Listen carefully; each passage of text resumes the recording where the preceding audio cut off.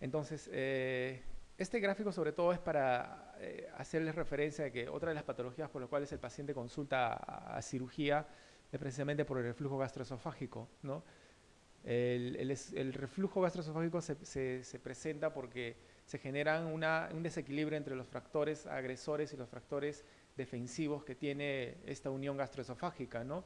Y va a depender de factores anatómicos, va a depender de factores dietéticos, va a depender de factores patológicos asociados al paciente, ¿no?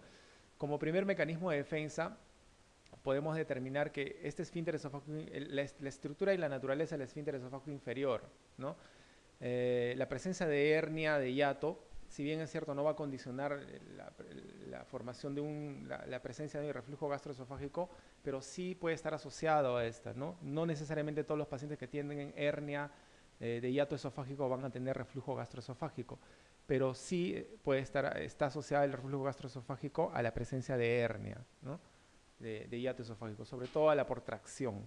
O sea, cuando esta unión, el ángulo de G se pierde, ¿no es cierto? Y el esófago, conjuntamente con la unión cardioesofágica, es traída hacia el esófago torácico, acá. Esa es una hernia por tracción. ¿Ya? El otro tipo de hernia hiato esofágico es la por pulsión.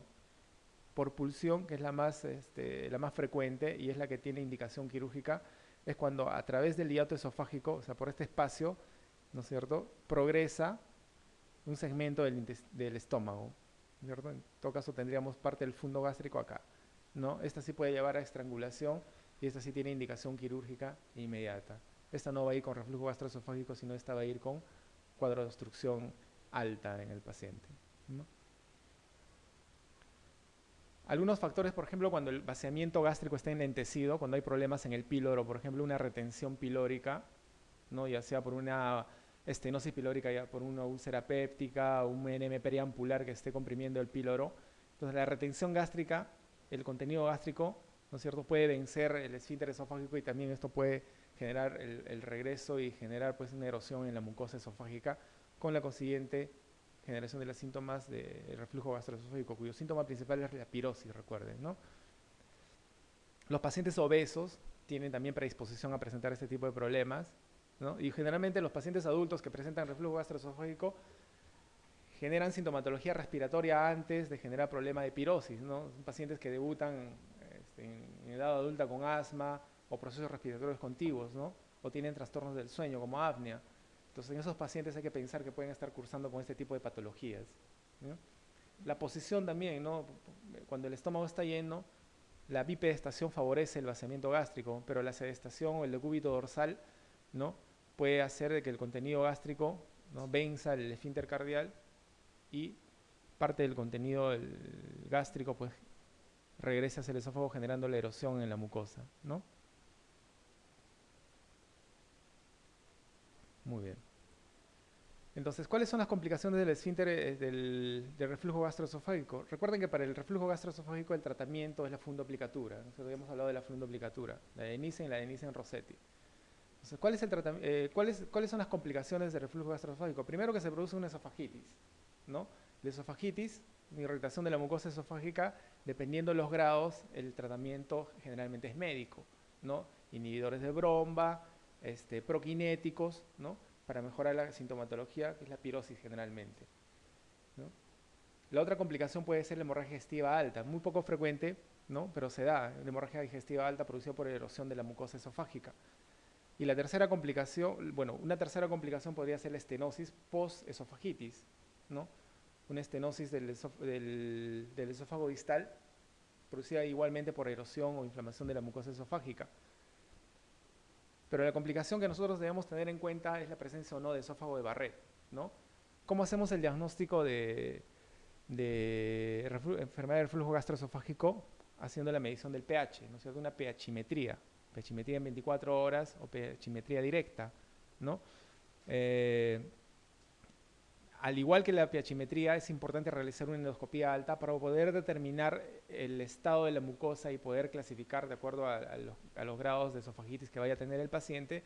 Y lo más importante, hacer la biopsia, ¿no? Precisamente buscando esto, ¿no? Buscando el esófago de Barrett, ¿no?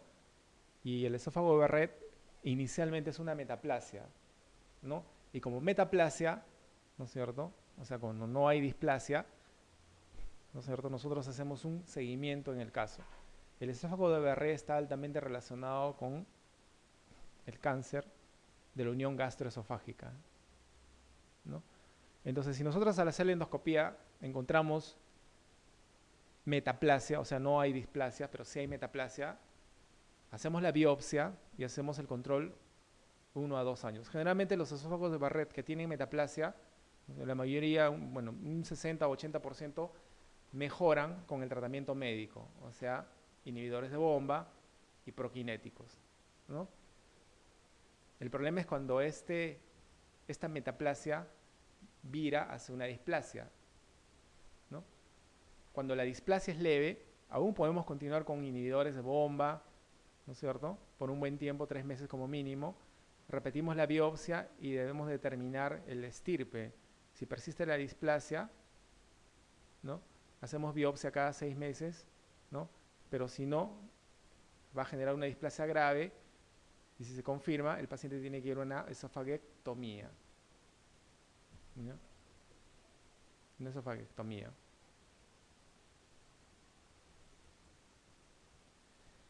Entonces, el patrón de oro usado como indicador para el desarrollo de cáncer en los pacientes con esófago de Barrett es el patrón de oro, recuerden, esófago de Barrett es metaplasia, ¿no es cierto? Lo ideal es que no vire hacia una displasia. Entonces, incremento en la cantidad de DNA nuclear en las células epiteliales, o sea, neuploidía, no, ¿no es cierto? No tiene nada que ver. Displasia epitelial es un indicador para el desarrollo de cáncer en esos pacientes.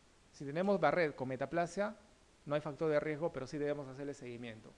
Pero si tenemos Barrett con displasia, ya tenemos un indicador para pensar en que el paciente puede desarrollar carcinoma esofágico, ¿no? O un adeno-CA esofágico, dependiendo del estirpe. Entonces el tratamiento acá, fuera del seguimiento, ¿no es cierto?, va a ser la esofagectomía, como lo vamos a ver un poquitito. Aumento de la tasa de mitosis, no. Anomalías cromosómicas, cambios en la composición de las mucinas, no, ¿no es cierto? Entonces la respuesta es la B, la displasia. Entonces, varón de 45 años, bebedor de 60 gramos de alcohol diario, dice, ¿no? 60 gramos, o sea, sí puede manejar, ¿no? Desde hace 6 meses aqueja disfagia para sólidos, ¿no? Odinofagia, cialorrea y anemia ferropénica. En la endoscopía se ha encontrado una estenosis esofágica a 9 centímetros por encima del cardias y en la biopsia epitelio columnar displásico, ¿no?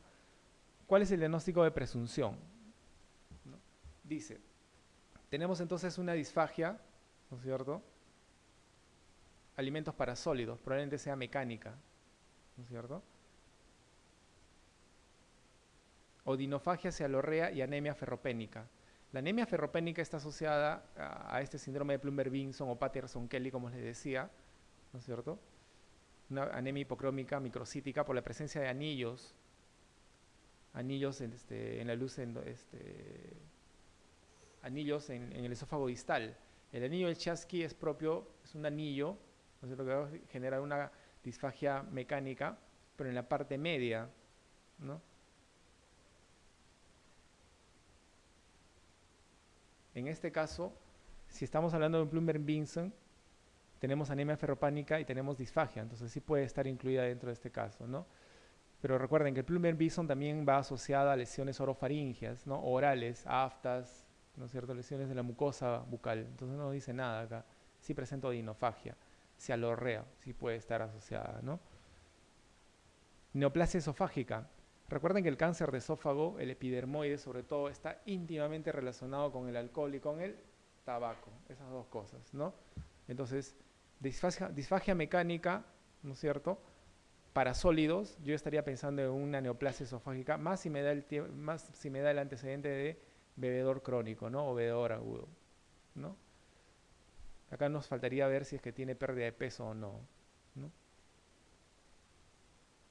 Esofagitis grado 2, según la clasificación de Savary, o sea, no tendría por qué darnos disfagia la esofagitis, sí pirosis o dolor retroesternal, ¿no? Y el esófago de Barrett no tendría por qué darnos disfagia tampoco, ¿no? Es una Es un diagnóstico patológico el esófago de Barrett. Entonces aquí estaríamos frente a un síndrome de Plummer-Vinson versus frente a un cáncer esofágico. Plummer-Vinson, recuerden que va con anemia ferropénica, ¿no? Pero además tendría un anillo, una membrana esofágica. Entonces en la endoscopía, ¿no es cierto?, nos diría que encontramos una membrana esofágica o un anillo, al igual que el anillo de Schatzky o el anillo de Plummer-Vinson. Pero acá nos dice que hay una estenosis esofágica y la estenosis va más con cáncer esofágico, ¿no? Ah, perdón.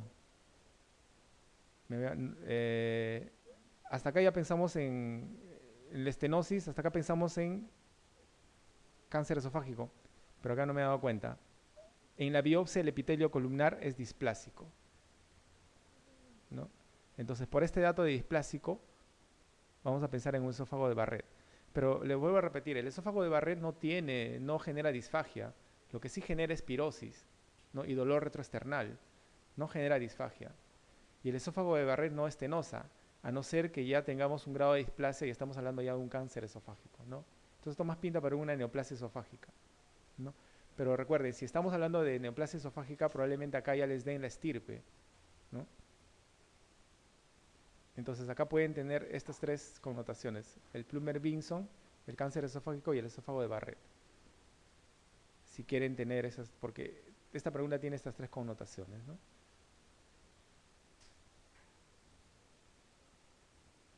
Muy bien. Entonces, recuerden que el reflujo gastroesofágico no necesariamente va a ir asociado a una hernia de hiato, ¿no es cierto? Esta es una hernia hiatal, esta es una hernia por pulsión. Acá lo que se pierde es el ángulo de His, ¿no? La unión cardioesofágica está en la porción torácica, ¿no? Esta hernia puede permanecer sin tratamiento, a diferencia de la otra, ¿no es cierto?, que la hernia paraesofágica, en la que parte del fundus gástrico sale a través del anillo esofágico, del esfínter esofágico, perdón, del hiato esofágico, generando probablemente una oclusión en este caso, ¿no? Entonces, lo que debemos hacer en este caso es liberar la crura. Esta es la crura, miren, este es un pilar posterior diafragmático y pilar anterior diafragmático. Entonces hacemos una liberación del esófago en esta zona, ¿no? Y descendemos el esófago hasta restituir el ángulo de His en este caso, y hacemos una técnica antirreflujo, ¿no?, que puede ser el Nissen o el Tupé. Entonces, esta es la hernia por pulsión, tracción, y la otra es la hernia paraesofágica. Son los dos tipos de hernia de hiato esofágico que tenemos, ¿no? La que tiene más complicaciones es la otra, la paraesofágica, ¿no? Entonces, en la calasia, lo que vamos a tener es la imagen radiológica. Este es un esófago contrastado, la famosa imagen en punta de lápiz, no sé, o pico del oro, en la cual va a haber un espasmo, ¿no?, un espasmo en el esfínter esofágico inferior, con adecuada funcionabilidad del resto del esófago, perdón, ¿no?, y dilatación consiguiente. En cambio, en la enfermedad por reflujo gastroesofágico, cuando genera complicaciones como la estenosis, nosotros vamos a tener que el esfínter esofágico inferior va a estar permeable, o sea, va a estar normal, ¿no?, incluso un poco hipotónico, lo cual va a generar la sintomatología en estos pacientes, ¿no? Entonces, acalasia, pico del oro o punta de lápiz, ¿no?, con una estenosis marcada. Y en el reflujo gastroesofágico, ¿no?, el esfínter va a permanecer normal o hipotónico, ¿no? El esófago, miren, no hay mucha dilatación. Bueno, no va a haber dilatación, pues, ¿no?, en el reflujo gastroesofágico, a diferencia de la calasia, ¿no? Entonces, esta es la crura, ¿no? Esta es la crura anterior o el pilar anterior diafragmático, y esta es la crura posterior. Nosotros liberamos la crura, el esófago de la crura, hacemos puntos de anclaje en la crura, cerramos el defecto, por así decirlo, el defecto que ha generado la, la hernia por tracción en este caso, ¿no? Y vean cómo acá nosotros llevamos el fondo gástrico, que es el fondo gástrico, por la parte posterior, ¿no es cierto? Es una rotación de 360 grados, como ven acá, ¿no? La fijación se realiza con sutura no absorbible, ¿no? Pueden usar seda negra o nylon, ¿no?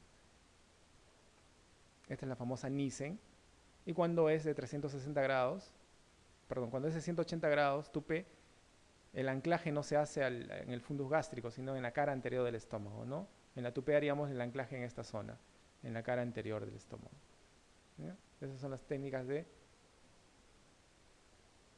antirreflujo, de funduplicaturas. Esta es la de Nissen porque es 360 grados, ¿no?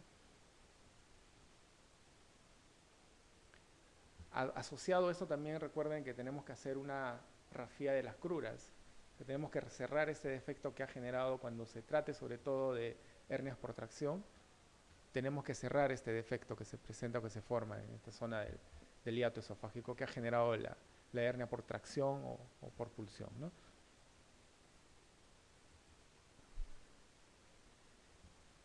Entonces, existen también técnicas por vía torácica que ya están en desuso, ¿no? Porque debido al abordaje, al advenimiento de la laparoscopía, nosotros podemos hacer un buen abordaje laparoscópico y con mucha mejor visualización.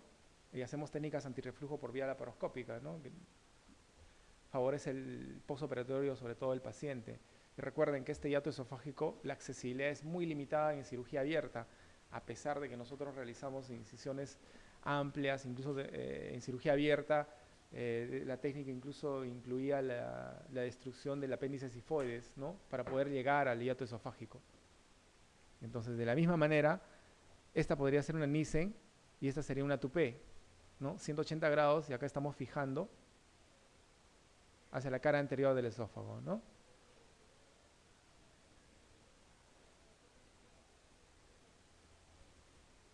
Muy bien. Varón de 42 años, obeso reciente, dice, no fumador, con asma desde hace un año, dice, 42 años con asma, que empeora después de las comidas y que despierta por las noches con tos irritativa. Sigue tratamiento con broncodilatadores y prednisona. ¿Cuál sería la mejor prueba diagnóstica para aclarar el cuadro?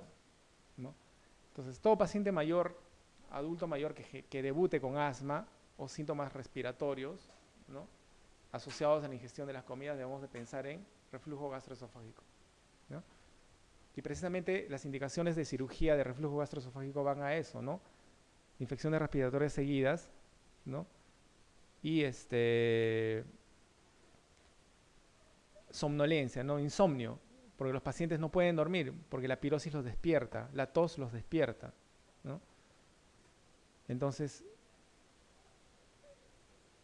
¿cuál sería la mejor prueba para aclarar el cuadro? ¿Endoscopía bronquial o fibrobroncoscopía? No, pues no tenemos que ver la vía aérea, ¿no? Probablemente si está asociada a la ingestión de comidas estamos frente a una enfermedad por reflujo gastroesofágico, ¿no?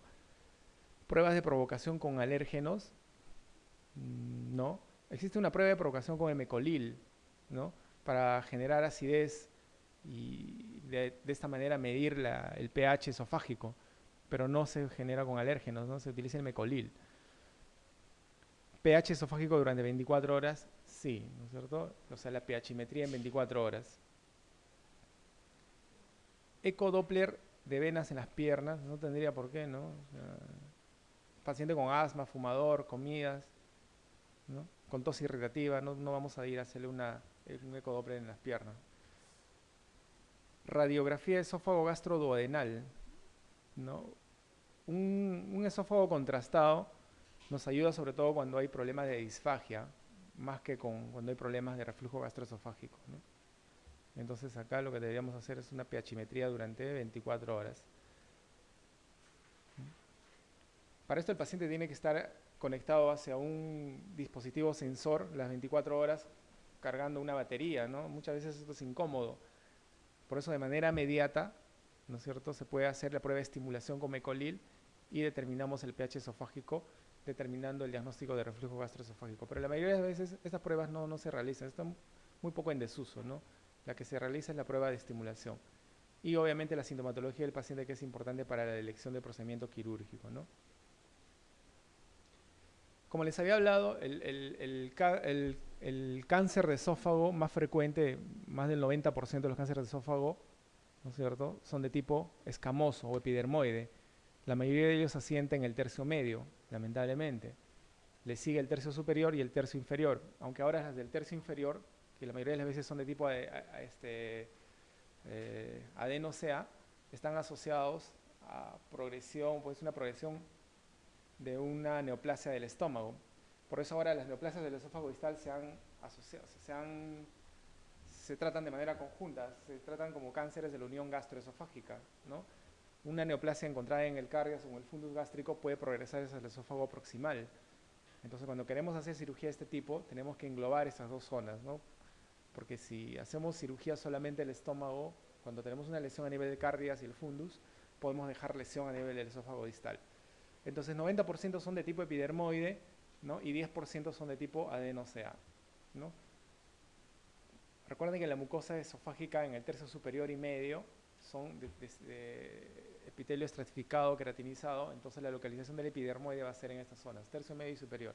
Y tercio inferior, columnar, ¿no? O sea, un adenosea. La diseminación de ese tipo de neoplasias es por contigüidad. Recuerden que no tiene serosa, o sea, por vecindad, nosotros vamos a tener una progresión mucho más rápida de las enfermedades y la mayoría de las veces estos pacientes están diagnosticados ya cuando la enfermedad está avanzada, ¿no? Y el síntoma de disfagia lo dan cuando ya la enfermedad está avanzada, cuando ya no podemos hacer muchas cosas. Y recuerda que es una patología frecuentemente de la edad adulta, ¿no? Pacientes de 60 a 65 años por encima vienen con este tipo de problemas, ¿no? El diagnóstico obviamente es endoscópico, anatomía patológica, ¿no? Y podemos también hacer este estudio que se llama esófago contrastado con la idea, recuerden que en la endoscopía muchas veces cuando ven una estenosis, ¿no es cierto?, no progresa hacia el estómago, entonces no podemos determinar si esta neoplasia, ¿no es cierto?, está, o sea, si el estómago está conservado o no está conservado, o si el estómago es el punto de inicio de la neoplasia esofágica, ¿no? Entonces, el esófago contrastado permite, en caso se pueda, hacer progresión de la sustancia que contrasta hacia el estómago y poder determinar la superficie del estómago a ver si tiene algún compromiso, ¿no? Lo mismo sucede en las esofagitis postcáusticos, ¿no? Hacemos una endoscopía con el fin de determinar en qué zonas está la estenosis, ¿no? Y permitir ver si la estenosis, si la lesión por cáusticos llega hacia el estómago. Porque para hacer la cirugía de reemplazo del esófago, podemos utilizar la primera línea de reemplazo de órgano elegido para reemplazo es el estómago, ¿no? Cuando se trata de neoplasias distales o cuando se trata de cáusticos que han llegado hacia la curvatura menor, hacia el desfiladero de la curvatura menor del estómago, pues no vamos a poder utilizar este elemento, ¿no? Tenemos que utilizar otros órganos como el colon o el asa yeyunal, ¿no?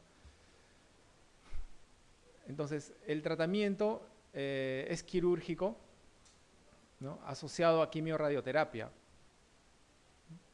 La mayoría de las veces cuando el paciente ya no tiene opción quirúrgica y hay meta por contigüidad, recuerden que puede, por contigüidad, las relaciones anatómicas del esófago, ¿no? Recuerden acá el cartílago cricoides, ¿no? Recuerden que delante del esófago está pasando la tráquea, ¿no?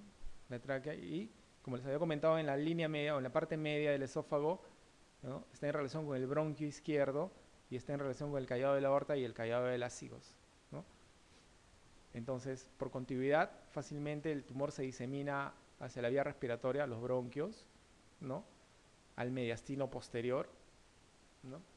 Si está localizado en la parte superior, entre la tráquea y el esófago existe un espacio, el espacio tráqueo-esofágico por donde transcurre de manera lateral dos nervios importantes para la laringe, ¿no? Recuerden que los laringios recurrentes o los laringios inferiores se originan en la subclavia, en el lado izquierdo, perdón, en el lado derecho, y por debajo del callado de la aorta, en el lado izquierdo, y discurren, ¿no es cierto?, hacia la laringe entre el esófago y la tráquea, ¿no?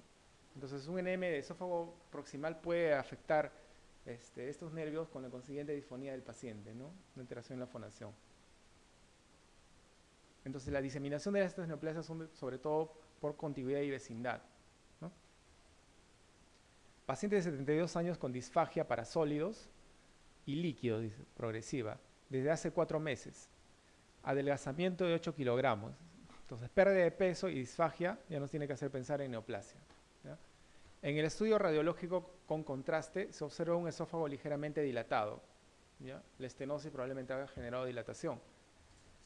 ¿Qué se va a estrechar en su parte distal? ¿Cuál debe ser el próximo paso? ¿No? Ya tenemos un estudio radiológico con contraste, en la cual vamos a observar un esófago ligeramente dilatado con una estrechez en la parte distal. Entonces lo próximo probablemente va a ser visualizar, ¿no es cierto? Tratamiento con un inhibidor de bomba de protones para mejorar la esofagitis. Probablemente no se trate de una esofagitis, ¿no? Si estamos hablando de adelgazamiento, pérdida de peso, eh, paciente varón de 72 años que ya tiene factores de riesgo acá, ¿no? Las esofagitis, recuerde que son más de, la enfermedad por reflujo gastroesofágico son más de personas de la tercera o cuarta década de la vida, ¿no? Manometría esofágica para confirmar la existencia de una calasia, ¿no? No nos está hablando de, existe dilatación del esófago en el estudio radiológico, lo cual sí nos puede hacer sospechar, ¿no? Con una estrechez en la parte distal, pero no nos detalla más, ¿no? Puede haber adelgazamiento en la calasia. Si la disfagia es de tiempo, ¿no es cierto? El paciente, recuerden que si te genera una disfagia para sólidos no se va a poder alimentar bien. Y si no se alimenta bien, pues lo primero que va a hacer es perder peso. Entonces, puede ser, ¿no?, la consistencia de una calasia. Tratamiento con un fármaco prokinético para mejorar la motilidad del esófago. Si estamos hablando de una dilatación y una estrechez, no se trata de un trastorno motor, ¿no? Estamos tratando de una lesión intraluminal que está generando una estenosis, ¿no? Realizar una endoscopía digestiva para descartar la existencia de patología orgánica del esófago, sí, ¿no es cierto? Entonces la endoscopía nos va a permitir primero definir si es una neoplasia, tomaremos biopsia. Si existe una esofagitis por reflujo, tomamos biopsia y descartamos que es un esófago de Barrett, ¿no? Y obviamente la manometría nos va a permitir ver si es que se trata de una calasia, ¿no? En el caso. Hacer una tomografía para descartar compresión torácica, no. Si estamos hablando de una neoplasia de esófago, sí pedimos tomografía torácica, pero para descartar o para ver la extensión o para ver si hay compromiso mediastínico, ¿no? Entonces debemos de pedir ventana mediastinal para poder ver si ha habido extensión o progresión de la enfermedad hacia el mediastino posterior. Y también tenemos que asociar una fibrobroncoscopía, porque los tumores recuerden la relación íntima que tiene el esófago con el bronquio. Entonces, por contiguidad, el primer órgano afecto va a ser el bronquio. Entonces, tenemos que pedir a estos pacientes una fibrobroncoscopía para descartar meta, ¿no? Y estos pacientes ya, bueno, cuando meta, ya son asientos solamente de terapia paliativa, ¿no? Quimio radio, sobre todo radioterapia, ¿no? Radioterapia.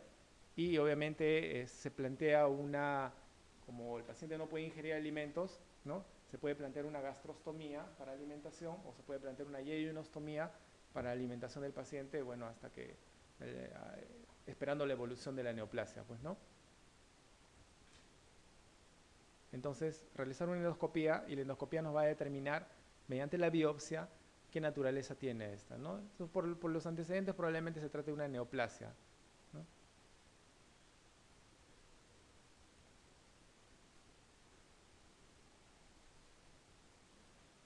Un enfermo de 48 años con disfagia para líquidos desde hace 2 meses, diagnosticado por esofagoscopía y biopsia de carcinoma epidermoide a nivel del tercio medio torácico.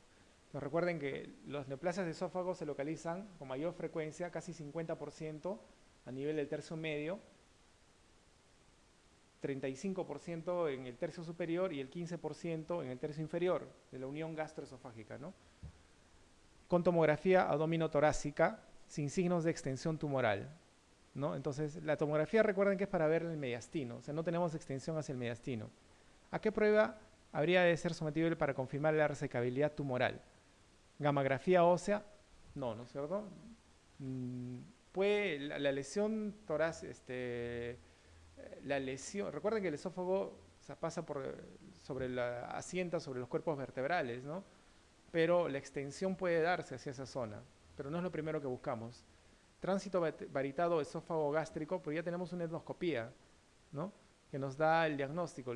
Para lo que nos serviría el tránsito varitado sería para ver si es que hay compromiso o no del estómago, o si la lesión viene desde esa zona, ¿no?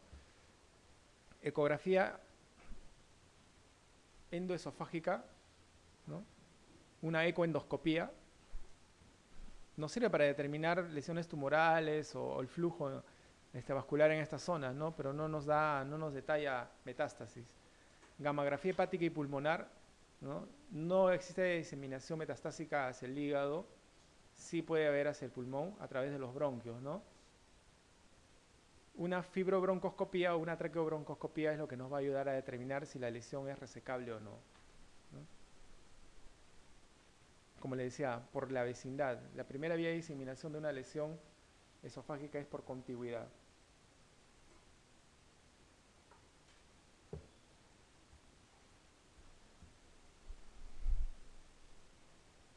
Y a nivel de la tomografía vemos el mediastino, no si hay extensión a nivel de los vasos mediastinales. Entonces, existen dos técnicas para poder realizar una cirugía de esófago. Recuerden que si la lesión está localizada en el esófago proximal, perdón, en el esófago distal o en el esófago medio, en el esófago distal o en el esófago medio, nosotros podemos hacer un abordaje torácico o podemos hacer un abordaje abdominal. Si la lesión esté localizada en el tercio medio del esófago, tendríamos que hacer un abordaje torácico, conjuntamente con abordaje abdominal. Pero si la lesión está en el esófago distal, probablemente sea suficiente solamente un abordaje abdominal, ¿no? En el caso del abordaje torácico, ¿no? Como sucede en esta imagen, la toracotomía siempre es del lado derecho, ¿ya? La toracotomía por el lado derecho. Hacemos la resección por encima de la vena ácigos, ¿no? Del segmento de la lesión neoplásica, ¿no? Y el primer órgano, si es que no está comprometido a utilizar, es el estómago. Se hace una tubulización del estómago, como una manga gástrica, como una cirugía bariátrica, ¿no? Se hace una tubulización del estómago y el estómago se asciende y se hace una esófago gastroanastomosis intratorácica, ¿no? Si el estómago está comprometido, se puede también elevar un asa yeyunal o un asa colónica, ¿ya? El problema es el tipo de anastomosis que se realiza acá, porque recuerden que este tipo de anastomosis pueden estar sujetas a la complicación mayor que es la fístula de dehiscencia de anastomosis y la mediastinitis. Por eso es que la morbimortalidad de este tipo de pacientes es bien alta, porque la mediastinitis que se genera tras una cirugía por la anastomosis que se realiza en esta zona torácica, ¿no? Es mortal. Entonces, ese es el riesgo de las anastomosis torácicas. Actualmente se prefiere, ¿no? De manera sintomática para los tumores de esófago proximal de esófago distal y de esófago medio. Nosotros lo que hacemos hacemos la resección de la tumoración. Cuando se trata de esófago medio, ¿no? Muchas veces se deja la lesión en esa zona, ¿no? Y ya sea el estómago o ya sea el colon, se progresa a través del mediastino anterior, o sea, retroesternal. Se genera un espacio por detrás del esternón y hacemos una ascensión, ¿no? A través de todo el tórax hasta llegar a la región cervical. En la región cervical se hace una disección y se busca el esófago cervical, ¿no? A nivel del borde posterior del esternocleidomastoideo y se hace la anastomosis en esa zona. O sea, se hace una en este caso sería una coloesófago anastomosis cervical, ¿no? Esto limita o disminuye el riesgo de generar mediastinitis, ¿no? Esa es la técnica que estamos utilizando actualmente, ya no esta, ¿no? Porque esta tiene muchas complicaciones. Entonces, se lleva generalmente el colon transverso, que es el que se asciende a través del espacio retroesternal hacia el esófago, hacia la región cervical, y en la región cervical se realiza la esófago coloanastomosis, ¿no? Y obviamente en la parte inferior, si hacemos la resección del colon transverso, hacemos una coloanastomosis entre el ángulo hepático y el ángulo esplénico del colon, porque hemos seccionado el colon transverso, ¿no? Y hacemos una esófago anastomosis cervical y una cologastroanastomosis, ¿no? Para reemplazar ese segmento que estamos dejando. Este tipo de cirugía sobre todo se realiza o se prefiere en cirugías de esofagitis postcáusticos, ¿no? Cuando hay estenosis severa por esofagitis cáustica, ¿no? Y es más porque es más benigna, ¿no? Ahí podemos dejar el esófago simplemente, a diferencia de las cirugías por neoplasia, en la que el dejar la lesión, cuando se trata de lesiones en esófago medio, pues puede conllevar a la muerte rápida del paciente, ¿no? Por eso estos pacientes con lesiones en esófago medio y que ya tengan un signo de meta, los pacientes ya no van a sala de operaciones. Y como están viendo, ¿no? Son pacientes mayores a 70 años en los que este tipo de cirugía ya no son tolerables para ellos, ¿no? Entonces, la mortalidad es muy alta en estos pacientes. Entonces, es una cirugía bien complicada y que demora hacerlo, pues, ¿no? Porque hay que controlar sobre todo la vascularización. Y lo que tenemos que controlar es el pie, el segmento de colon que sube a través del colon del espacio retroesternal, o sea, a través del tórax, tiene que conservar la vascularización para poder, para que la anastomosis pueda ser efectiva o pueda prender la anastomosis, ¿no? Y ese es el elemento más importante dentro de toda la cirugía, mantener el pedículo vascular y que éste pues no se necrose, ¿no? Porque si se necrosa este asa si el asa que subimos se necrosa, eso es una catástrofe pues, para el paciente, ¿no?